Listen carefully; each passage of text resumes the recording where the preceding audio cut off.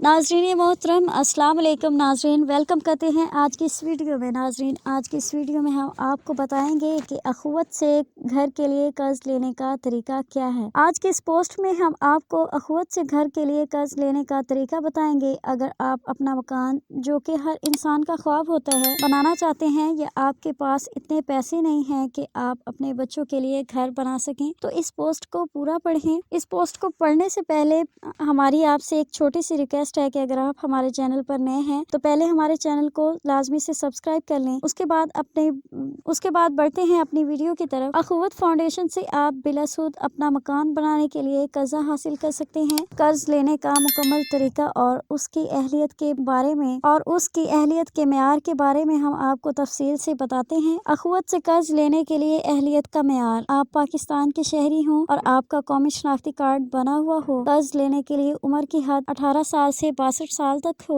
अख़ुवत से कर्ज हासिल करने के लिए आप जिस्मानी तौर पर तंदुरुस्त हों। कर्जा लेने वाला उम्मीदवार किसी मुजरिम या किसी गलत सरगर्मी का मुर्तकिब न हो। उम्मीदवार का इखलाक अच्छा हो और उसके पास 2 जमानतें भी मौजूद हों। जिस इलाके से आप अख़ुवत फाउंडेशन से कर्जा ले रहे हैं, आप उस इलाके के रिहायशी हों। कर्ज लेने के लिए किन कागजात की जरूरत होगी? अख़ुवत फाउंडेशन से बिलासूद कर्जा लेने के लिए आपके पास एक अदद अपना और जमानतियों के शनाख्ती कार्ड की कॉपी, यूटिलिटी बिल्स की कॉपी, ताज़ा तस्वीर और अगर आप शादीशुदा हैं तो निकाह नामा की कॉपी होना भी लाजमी है। अख़ुवत से कर्जा लेने के लिए दरखास्त फॉर्म: सबसे पहले अख़ुवत के दफ्तर से फॉर्म लेकर पुर करके जमा करवाना है। उसके बाद आपकी दरखास्त को चेक किया जाएगा कि आया आप कर्ज लेने के लिए अहल हैं या नहीं। इसके बाद आपके फॉर्म को अख़ुवत के सीनियर स्टाफ चेक करेंगे और आपकी दरखास्त को मंजूर कर दिया जाएगा तो आपसे राब्ता किया जाएगा, जिसके बाद आप अपने करीबी अख़ुवत फाउंडेशन के दफ्तर से जाकर बआसानी कर्ज हासिल कर सकेंगे। सो नाज़रीन, हम उम्मीद करते हैं कि हमारी वीडियो आपको बहुत बहुत पसंद आई होगी। अगर वीडियो पसंद आई हो तो अपने दोस्तों के साथ लाजमी से शेयर कर लें। वीडियो देखने का बहुत बहुत शुक्रिया।